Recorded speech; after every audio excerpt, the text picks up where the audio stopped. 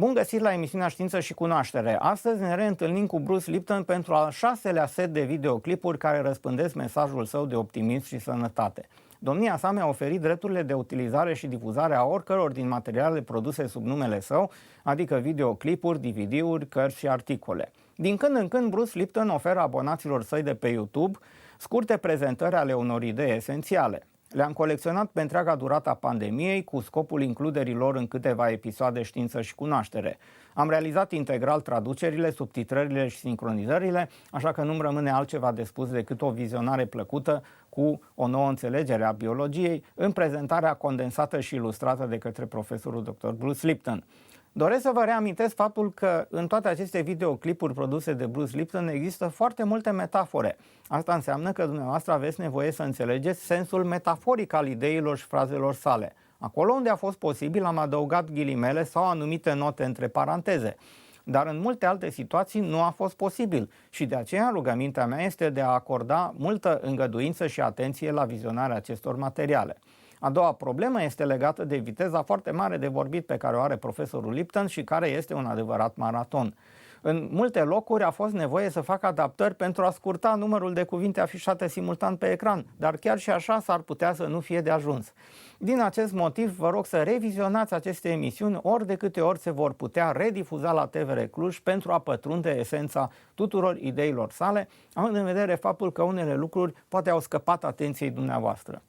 În primul material, Bruce Lipton ne prezintă o altă viziune asupra principalelor mituri ale biologiei și de altă dată și ce putem face pentru a evita să le aplicăm în viața de zi cu zi. Domnia sa ne mai ilustrează mult discutatele 5 extincții în masa speciilor, încercând să ne arate de ce și în ce condiții ar fi posibilă o a 6-a extincție și care ar putea fi cauza acesteia, dar despre toate acestea ne va vorbi mai multe în materialul pregătit pentru finalul emisiunii.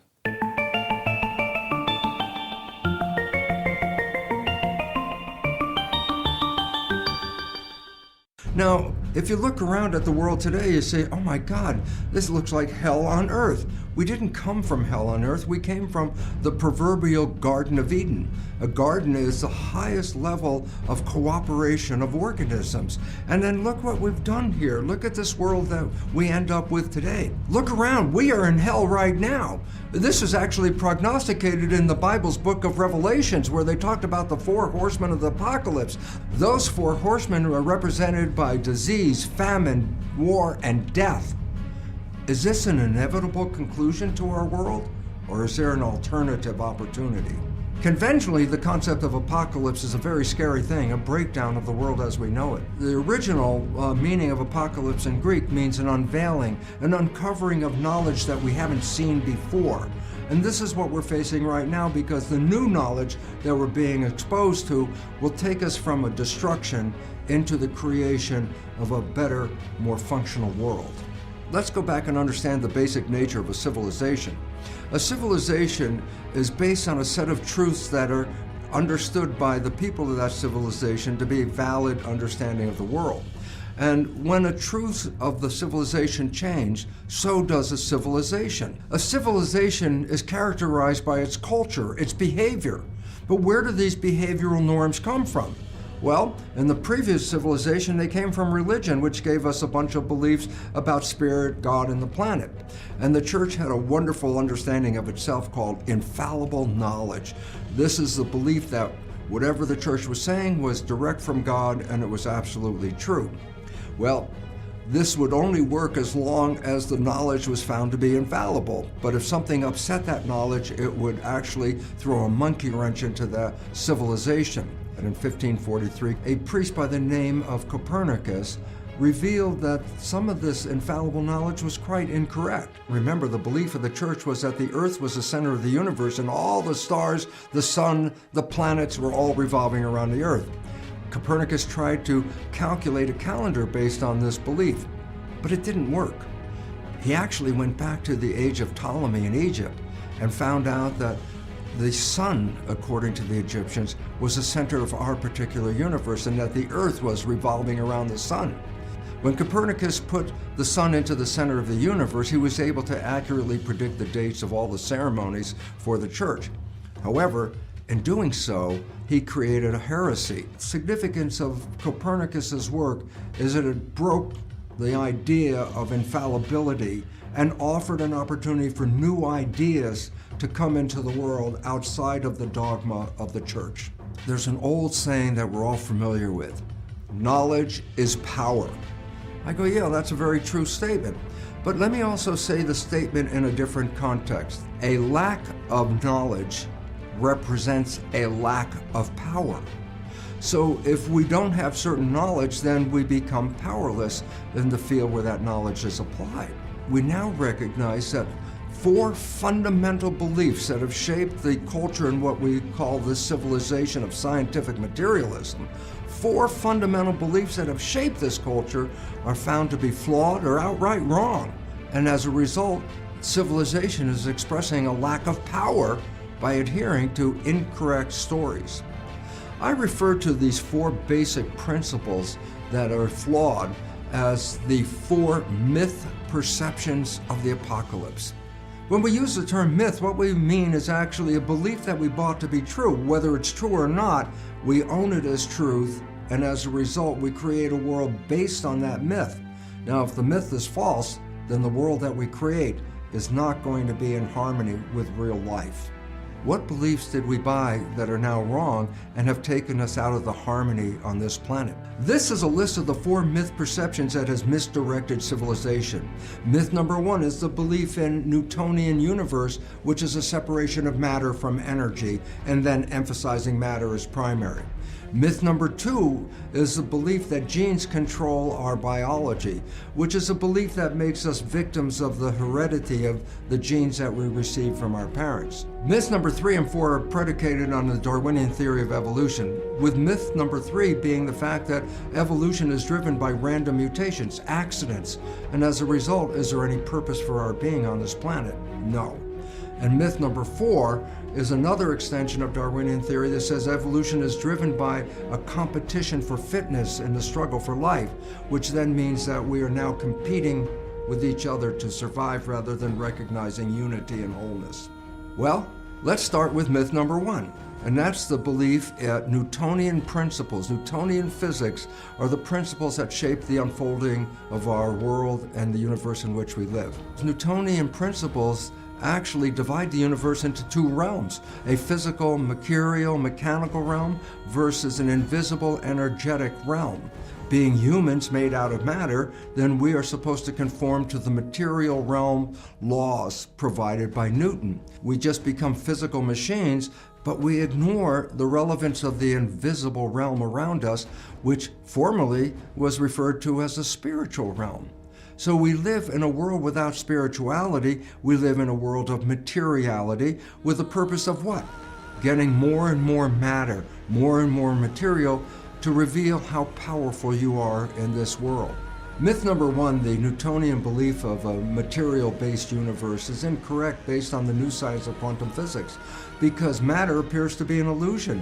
When we look into the structure of the atom, it turns out there is no particulate structure that we believe, but it's actually an energy vortex, that everything is energy.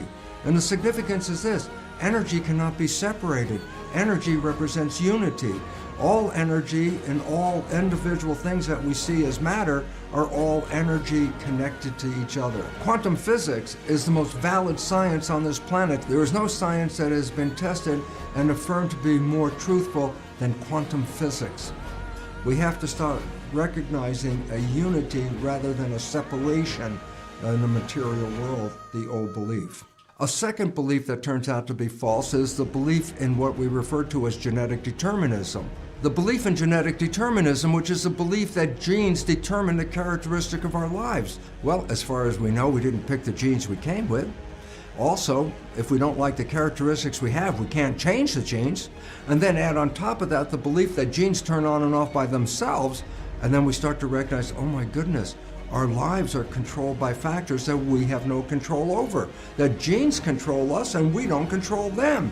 We become victims of our heredity. Well, guess what? That belief is totally false, because we now know there's a new science. It's not called genetics, it's called epigenetics. In genetics, the genes control our life. In epigenetics, it's important to understand the meaning of the word epigenetics, and that is because epi means above. So what does it mean? The characters that we express are controlled above, above the genes. Now we know that our consciousness and our response to the environment is what controls our genetics. Through my consciousness and my response to the environment, I can change my genetic activity.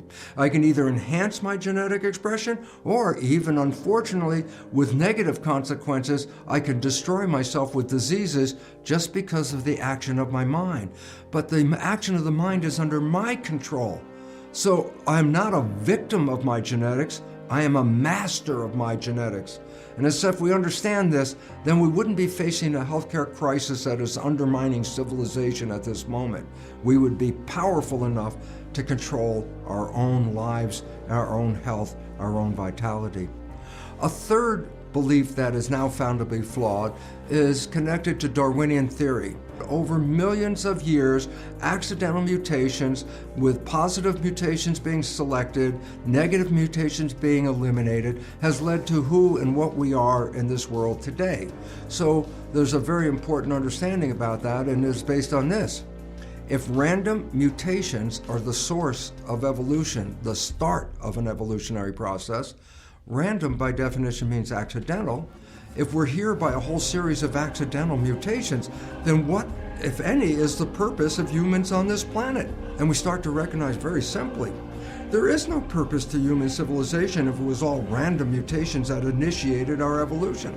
Just for example, if a particular mutation that made us human didn't accidentally occur, what would be the result today?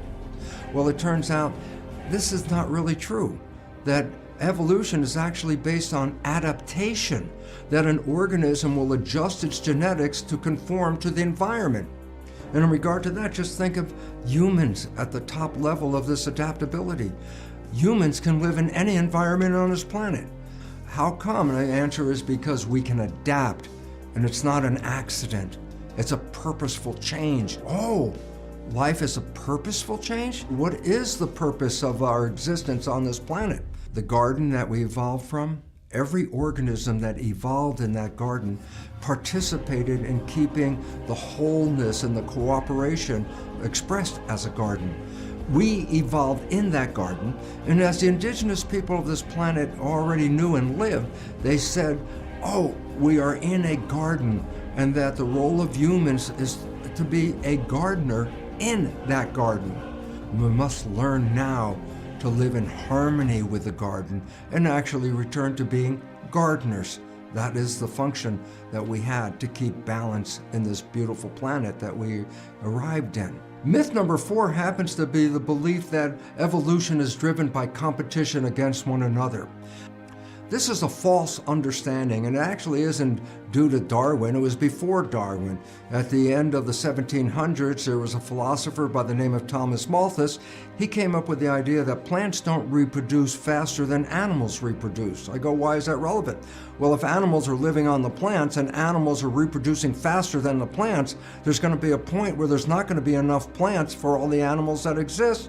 The net result meaning a competition for survival. And that's where the whole idea in Darwinian theory comes from, that we are in a continuous struggle for survival with a competition for fitness, as if there won't be enough for all of us, and therefore we have to be the winner in that challenge. However, this is a completely misunderstanding of the truth, that we now recognize that evolution is not based on competition, it's based on cooperation. It turns out that animals and plants get into an equilibrium, and they balance with each other. And it's an interesting fact, for example, in animal reproduction, every mating pair, when they reproduce, actually reproduce 2 offspring that will survive to mate again. Now, a clam may have 1,000 eggs, but only 2 clams are going to actually mature. What is the point? The illusion of competition is not a valid insight in the world of nature. Nature is built on cooperation. Nature is built on unity, that all organisms come together to live in harmony, hence a garden.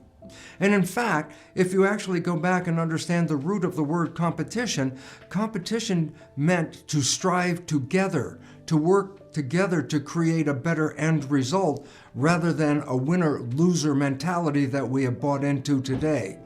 Competition means working together, and that's what we need to do now. These new alterations to the four myths change our beliefs. Yes, but then understand this. When the beliefs change, so does culture. And so we are in a transition period right now. As we look at the world crumbling all around us, we have to own a very simple fact. We're not passive victims in this process. We are the people that are creating this devolution. And therefore, we are being called on by nature at this moment to say, you better change the way you're living on this planet, or you won't be here in the very near future. So the new beliefs that we're talking about, the new understandings of the former myth perceptions, the new ones help us move from the hell on earth that we have just created to actually experiencing heaven on earth. And when you understand this, then the nature of the honeymoon effect becomes apparent. And that is simply this. Our consciousness and our subconscious programs make life a struggle. And for most of us every day, our life is blah, blah, blah, working, struggling. But then realize this. There's a time where you might meet someone and you fall in love. Within 24 hours of falling in love, the blah, blah, blah world you experience absolutely changes to a world of heaven on earth, the honeymoon effect. Heaven on earth was always here. Well, if it's always here, then how come we're experiencing the hell of this world falling apart? And the answer is simple. We built a cultural behavioral system on false understandings of science. We're facing an evolution. It's not a passive process, it's a participatory process. Are we going to work together to create harmony and a new garden? Or are we going to let this go by the wayside as we face a looming extinction? It's up to us. I have high hopes for us because as the new science reveals, we have the power to change our lives and the world in which we live.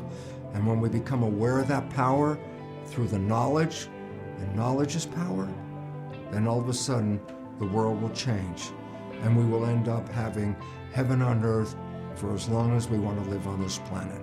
Thank you.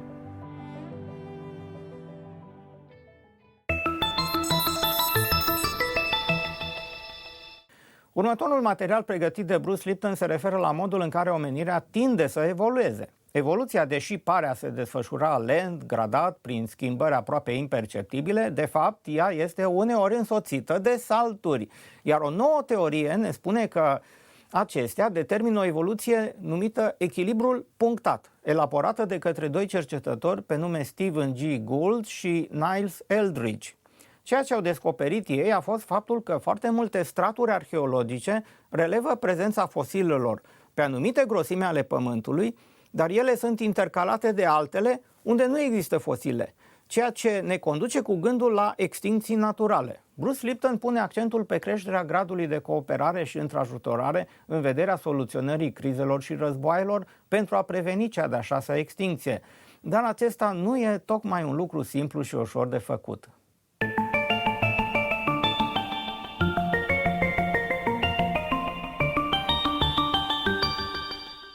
Hi, dear friends, cultural creatives and seekers everywhere. Bruce here for a very interesting story this month. Well, the other day I was going through my toy box, and guess what I found? Something I hadn't seen for a long, long time, my wonderful, wonderful Etch-a-Sketch. Now, many of you may have had this when you were young as well, but I really loved it. You know why? It gave you an opportunity to make a drawing on this screen by turning these dials down here. And then after you complete the drawing, you can then shake it up, and the drawing will disappear and you can make another drawing. So it was like a reusable pen and paper. Just shake it and make a new one. So here, let's take a look at how you do it, and I'll try it. It's been a long time since I've done it, but let me work at it. Here's how it works.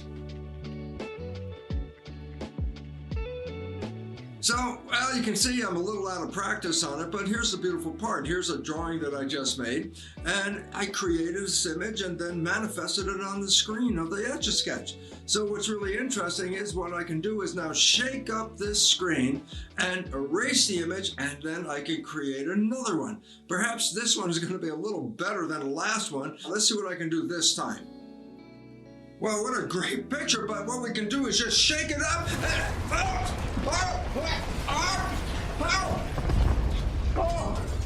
what the hell is going on behind me? Oh my God, the world is collapsing. So why is this relevant? Because there's a lot we can learn about evolution through an Etch-a-Sketch. Wow, what we're experiencing right now is a process called evolution. Well, it's not the evolution we learned in school, the Darwin version. That's the kind of evolution that says evolution has gradual changes over billions of years, imperceptible, but over a long time, you see an outcome that's different. In contrast to the old version of evolution, the gradualism version, there's a new understanding of evolution called punctuated equilibrium. This is a theory that was devised by Stephen Jay Gould and Niles Eldredge. And what did they recognize is that when looking for fossils, there were different layers where fossils of animals that no longer exist. And then there's like a space, and then there's another layer with fossils of animals that no longer exist. And then another space. And they said, well, there's something going on. There's a development, a punctuation, another development, and a punctuation. The punctuations are natural events that destroyed the nature and the web of life at that time. And in fact, the last one of these mass extinctions is attributed to a giant comet that hit near the Yucatan Peninsula and upended the web of life. And at that last extinction, 66 million years ago, remember, before the comet hit, the planet was filled with lush tropical forests and dinosaurs. After the comet hit, they don't exist anymore. The strata that we see in the fossils is really the same story as we see in the Etch-a-Sketch. The strata means that something happened, there was a picture, then the picture changed, and a new picture formed on the next strata. And then that picture changed. The understanding about the nature of the Etch-a-Sketch and what's actually going on in our world right now are really the same story. We've created an image, it's not sustainable, and the Etch-a-Sketch is shaking, but the planet is shaking. The planet is telling us that civilization you have created is no longer sustainable, and it's time for us to create a more thrivable situation for us to move into the future. There's an old saying, there's no such thing as a news story. Well, in fact, interesting point, we can go back 1,000 years and start to recognize that the Buddhists were telling us the same story in a different fashion.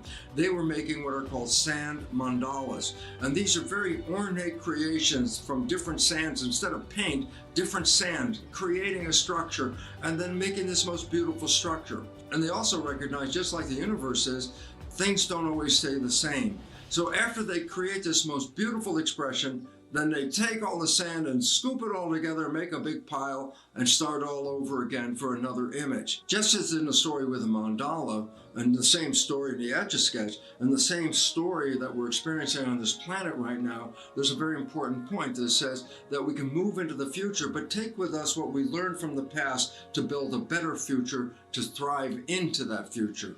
And this is where we are right now. Shaking it up so that civilization come together in a new version with love, harmony, and peace. While we're in this state of chaos, it's a very important point about you, the observer of what I've just been talking about. I go, why is this important? Because you represent cultural creatives. You are the people that are looking for answers to how to get into the future from the destruction we're facing right now. And the answers are not in a box. So just by even watching what we're talking about right here is the idea to give you the insight of how powerful you are in creating the new future. Your participation is involved in this evolution. This is not a passive event you sit at home and wait for evolution. This is where we go out and manifest evolution. And just like in the story, the Etch-a-Sketch, you can put your hands on the dial and start to create a new image as well. And so collectively, when we all work together, the new image is a new civilization, one that can take us from today into a future. This is the moment of manifesting a new civilization, not just for the people, but for Mother Nature herself. And this is our opportunity to participate in conscious evolution.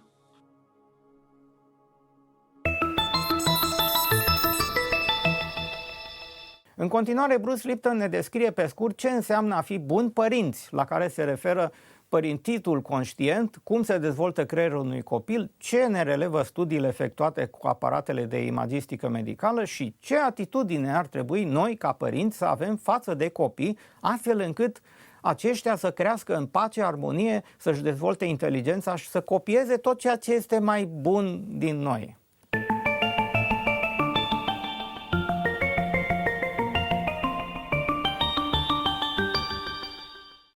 Welcome, dear friends, cultural creatives and seekers. I am here to tell you about this month's program, a very exciting program on the nature of conscious parenting and living into this world. Now, a lot of people think life just happens, but it turns out it's actually the programming that we get in the first 7 years of our life that determines the character of our life. This is not new information. For 400 years, the Jesuits have told us, give me a child until it is 7, and I will show you the man. Well, today's video is actually all about how that programming that you get before 7 actually determines the character of the rest of your life. It's so important because if you understand this, then you get a chance to re-empower your life, to take back from that programming to create the one that you want. So I hope you enjoy this program. Well, actually, you can understand how we can learn because you can put wires on a person's head, and that's called electroencephalograph, and you could read brain function. Well, an adult has all different ranges of vibrations of brain function, but when a child is born, for the first 2 years, it has a very low vibration called delta. And a child is in delta. Well, adults, when they're in delta, that's called sleeping. Well, yeah, for the first year and a half or 2 of a child's life, they spend most of their time in delta, so that's the predominant vibration of a child's brain.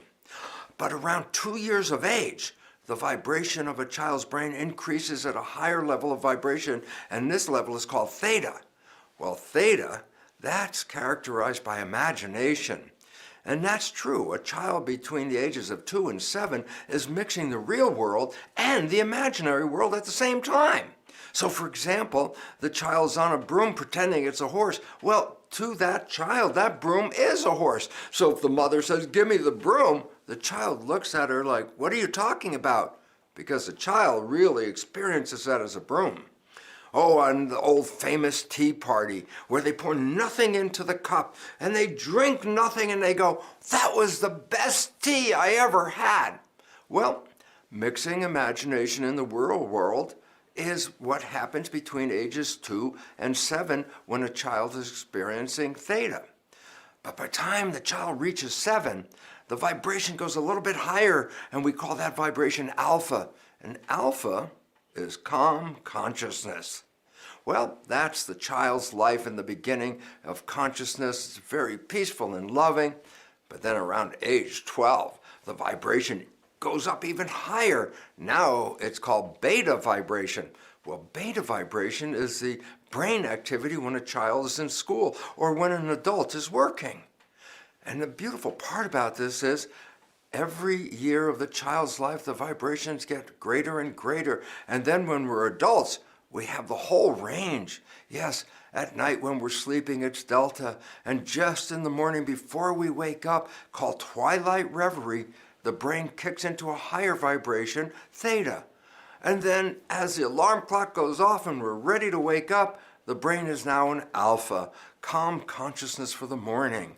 And then, on the way to work, the vibration even gets higher. Now it's called beta, and at work all day long, that's a very high functioning consciousness, beta. The interesting part though is when you come back home, it goes back in reverse. So you come home from work and you've been working all day, you're in beta, and then when you get home, you start to calm down and relax, and the vibration slows down to alpha, calm consciousness. And then guess what? The moment you fall asleep and your eyes close, the brain is now in a lower vibration, theta. And then as you go a little deeper, guess what? Delta, and you're in sleep. And every day this cycle works. Delta, theta, alpha, beta, coming home, beta, alpha, theta, delta, cycling and cycling. Well, this is really a very interesting aspect of brain function for this reason. Theta, the brain activity between 2 and 7 years old for a child, is not just imagination. Theta is hypnosis. And this is how a child can download so much information as a little kid under 7 years of age. When we understand the nature of the progression of our brain vibration, it then becomes important for parents to know this for a very important reason. When does a child start actually downloading behavior? Well, very interesting fact. Even before the child is born. In the last trimester of pregnancy, the brain is already beginning to hit on theta. And when it's doing that, the child is experiencing what the mother is experiencing. So a happy mother is sending happy information to the baby as programs. But a mother who is afraid, frightened, not sure of the world she's living in, sends kind of scary messages to that fetus as it's developing. And the child is actually beginning to download these messages. The mother is Head Start program. She's the one that sees the world, and her interpretation of the world is translated into programs into the baby even before it's born. And why should they be able to download so much information? Well, think about it this way. How many rules must a child learn to be a functional member of a family? And then how many more rules must that child learn to be a functional member of the community? Thousands of rules, if you think about it. For example, how a father talks to his own child is different than how the father talks to the neighbor's child, which is different than how the father talks to the mother, which is different than how the father talks to the neighbor's wife, and that's even different than how the father talks to the policeman. You gotta learn a lot of rules to grow up and be a functional member of a family and community. And the idea of, can you teach this to a child, a youngster? They can't read. They're gonna go to school? No, they're kids. So the most important insight is that a child between the age of 2 and 7 is observing the community. So it's important for us to all recognize that around children, we really must be behaving at our best and highest level, because we are now programming the future of that child. The problem is this: when we grow up, 95% of our life is coming from the programs that we downloaded starting even before we were born through age 7. And these kids, when they grow up, are going to be the world that we're moving into. These kids are our future. So it really is incumbent upon us to recognize this. We should be helping them with the best behavior. We must be on our best behavior because they are copying our behavior between ages 2 and 7 especially. And therefore, if we want the future to be better, then we have to be better people as parents, as community, as family. We have to be the models that we want these kids to be, because they're watching us, they're recording us, and they'll become us. În următorul videoclip, Bruce Lipton ne dezvăluie faptul, așa după cum banii sunt mijloacele de schimb și sustenanța noastră în lumea înconjurătoare, mitocondriile și alte resurse biologice reprezintă mijloacele de sustenanță și mentenanță a corpului nostru, în raport cu condițiile de mediu intern. Dar care este impactul gândurilor asupra biologiei noastre și de ce, în mod paradoxal, atunci când lucrurile merg rău în corp, ele vor merge rău și în contextul implicării noastre sociale? Dacă cheltuim nechibzuit resursele noastre interioare, este foarte probabil că facem același lucru și cu resursele noastre financiare, într-o anumită măsură.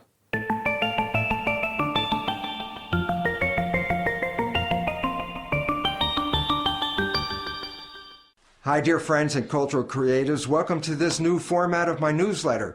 I'm really not much of a typist. I use these 2 fingers. It takes a long time, but I found the mouth works a lot faster. So I thought, how about if I try this video newsletter and see if I can get some very interesting information to you at this very important time. As you know, I've been talking about the evolution, and the evolution is imminent, and you can feel it now in the world with the crises that we're facing, especially the debt crisis, which is manifesting all around the world at this very moment. Why is this relevant? Because there's a biological awareness and important understanding for self-awareness and self-teaching that comes out of the world's financial crisis. Very simply this: money is the equivalent of energy, so you can buy energy with your cash.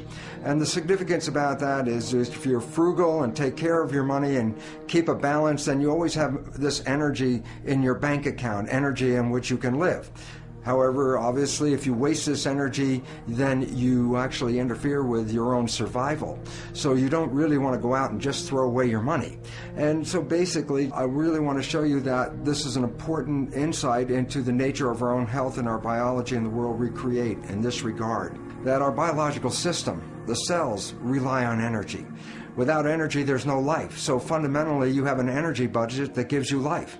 And in fact, in the body, energy is in coins called ATP, molecules that represent units of energy. So in fact, biologists refer to ATP as the coin of the realm. The significance of ATP is this, is that ATP molecules are like units of gasoline, like gallon of gas, that are used to fuel our biological processes. So to stay alive, we have to have all this ATP. So there's an ATP account in your body right now. But the question is, how do you use this ATP? And now here's an important fact, that 25% of the total energy in your whole body is used to operate your brain. So all of a sudden you start to recognize that the brain uses energy at the rate of muscles of a marathon runner. So brain and muscle activity are pretty much the same. And so why is this important? Because as you're using your brain, as you're using your thinking, you are actually using energy. Now, why is this relevant? The answer is very simply this. Because the way we've been using our thoughts are not necessarily productive. As a matter of fact, sometimes our investments of our thoughts are actually counterproductive because our thoughts create a reality that we then have to overcome.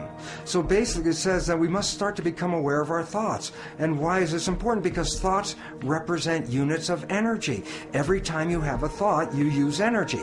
Why this becomes relevant is, if I give you a checkbook for your bank account, you don't go down the street and just write checks to people like, oh, hey, you're a nice looking guy, here's $10 for you, and oh, here, little girl, go out and buy yourself a little car, here's $1,000 for you. And you don't give away your money. Why? Because giving away your money is giving away your life. So basically, you become very frugal when you have a checkbook in your hand. Now what I'm trying to tell you is this. You have an energy budget in your body. The energy is what keeps you alive. When you start using energy and writing checks where you get no return from your energy, then it's exactly the same as writing checks out of your bank checkbook and giving away your cash. So why this becomes important is the biology of belief reveals how our thoughts create our reality.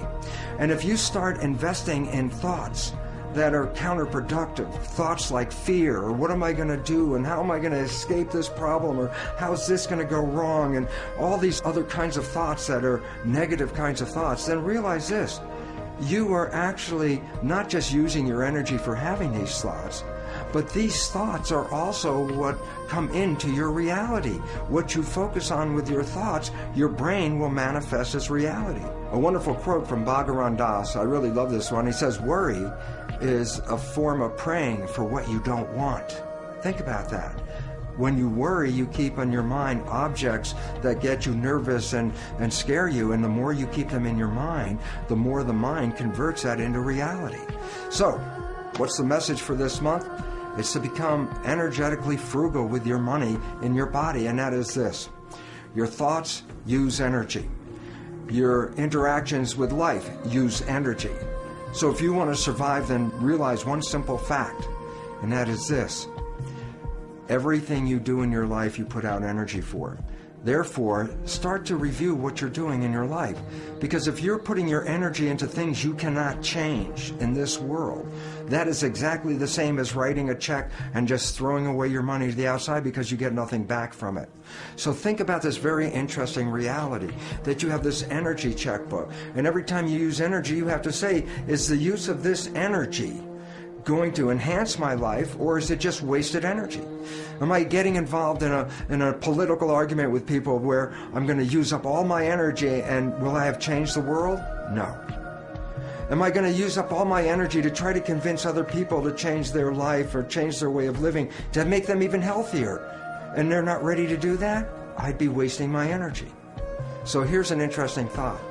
If I gave you an energy checkbook and asked you to write a check every time you had to have a thought, you would have to then ask yourself, is this thought going to enhance my life, or is this thought going to take away from my life? And then when you start to realize that, you start to direct your actions where you put your energy into things that enhance your life and give you an opportunity to survive and to go beyond survival and really into thriving. So the point is this: we are facing some rough times. The more thoughts you put into the negative aspect, the more thoughts you put into the fear, not only are you just wasting your energy, but as in the biology belief, these negative thoughts, these negative stresses actually impair your immune system and bring on disease itself. So, for this month, think about it this way. You're living on a budget, and that budget is actually what represents our life. And if you're going to use your budget wisely, put your thoughts, put your energy, put your money behind those things that enhance your personal life and enhance the community that you live in and support the evolution that we're going into, rather than wasting your energy fighting the old system that's falling apart.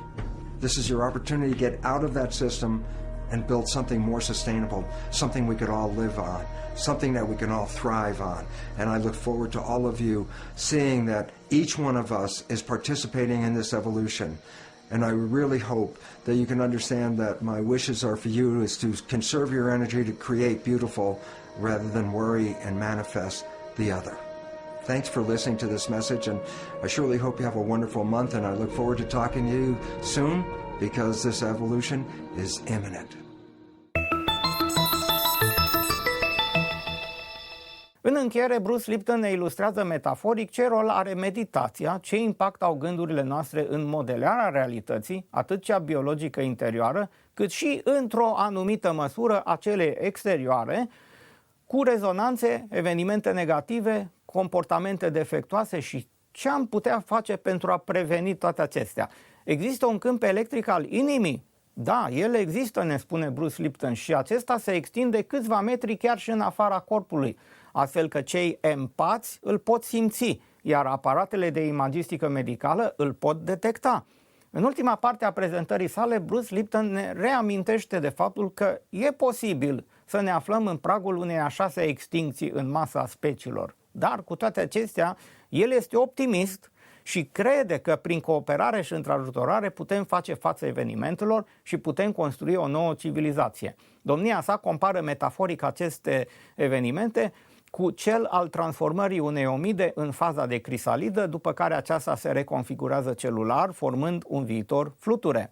Dacă vom asista sau nu la o posibilă extinție a speciilor, asta rămâne de văzut.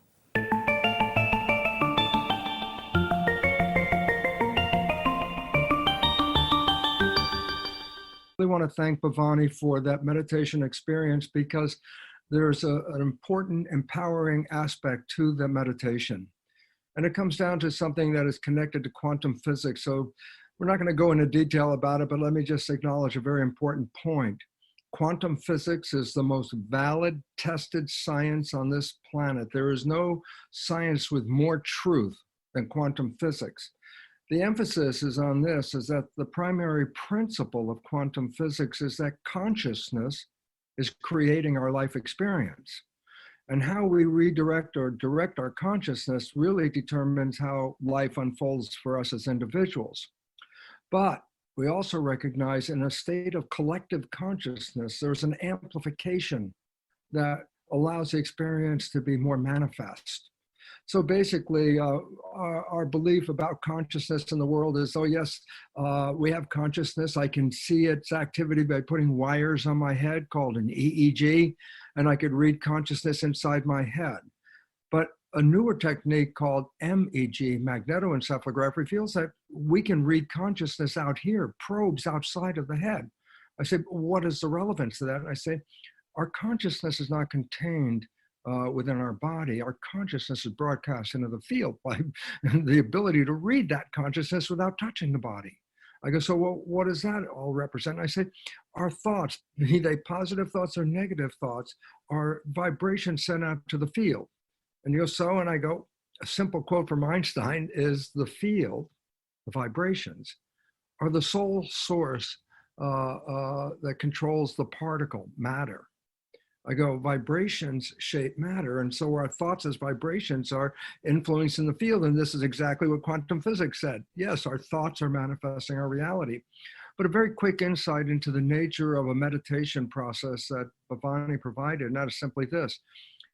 The brain works by electrical activity. Neurons have electrical activity, they fire. That's how we can read the EEG, the electroencephalograph. And the broadcast of that energy goes out at least a certain distance that we can pick up with a magnetoencephalograph. And since vibration is shaping the world, we have a limited influence in shaping the world around us. But we also know the heart is a very serious generator of electrical vibrations and fields.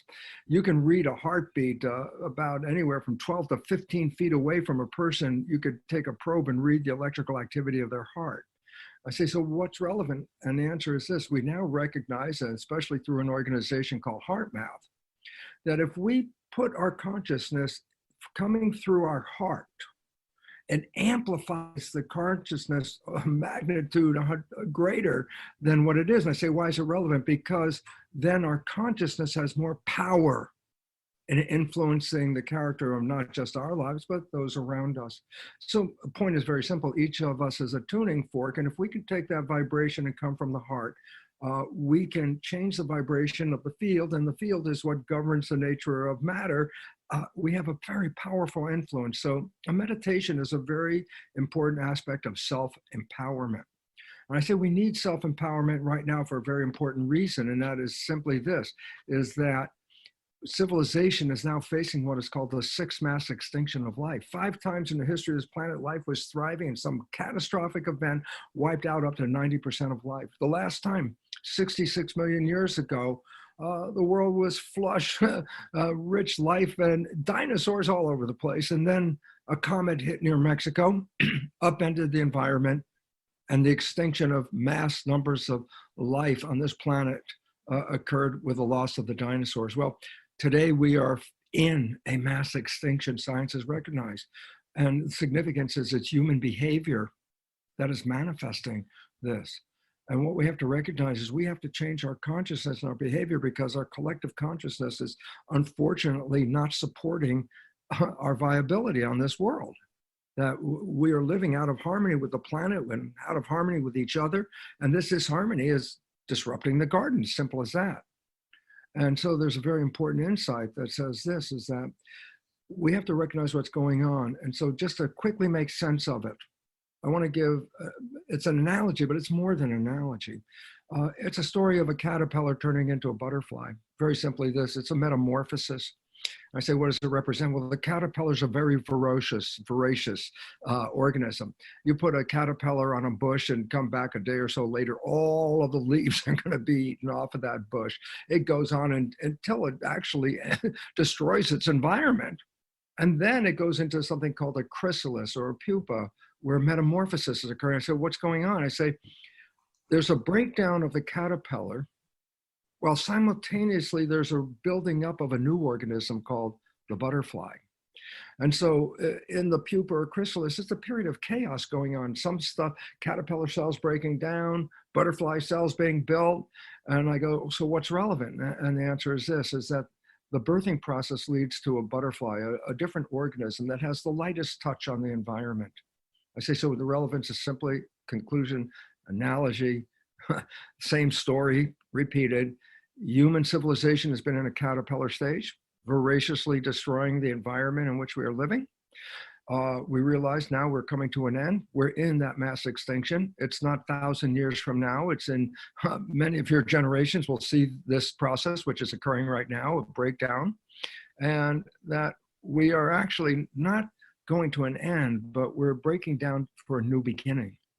And the new beginning is a consciousness, a new image, a new way of behaving, a new way of learning to live in harmony.